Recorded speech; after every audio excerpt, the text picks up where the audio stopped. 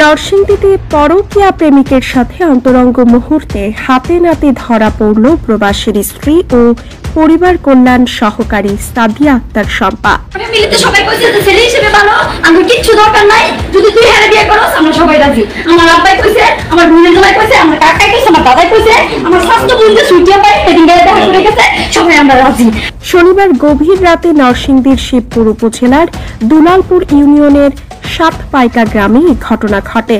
জানা যায়, দীর্ঘদিন আগে শিবপুর পৌরসভার হাবিবুর রহমানের সাথে প্রেমের সম্পর্ক গড়ে ওঠে পরিবার কল্যাণ সহকারী সাদিয়া আক্তার শম্পার। এক পর্যায়ে বিবাহ বন্ধনে আবদ্ধ হন তারা। বিয়ের পর স্বামী ইতালি চলে যায়।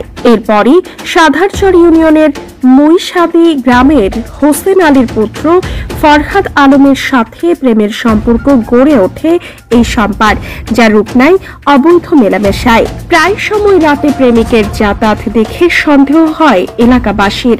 সর্বশেষ শনিবার গভীর রাতে হাতে নাতে দুজনকে আটক করে পুলিশে খবর দেয় স্থানীয়রা। সরকারি চাকরির সুবাদে স্ত্রী পরকীয়া প্রেম ও অবৈধ সম্পর্কে লিপ্ত আগে থেকে বুঝতে পেরেছিলেন তার ইতালি প্রবাসী স্বামী হাবিবুর। কোন সম্পর্ক আমার না,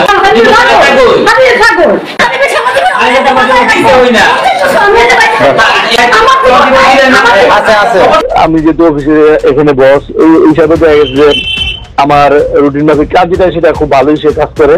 উনি ওনার সাথে আমার কথা হয়েছিল, বলছে যে তার আমার একটা ফ্রেন্ড আসছিল, ফ্রেন্ড রাখার পরে এই ছেলে ওনার হাজবেন্ডের পক্ষে কেউ বলছে যে ধরার জন্য।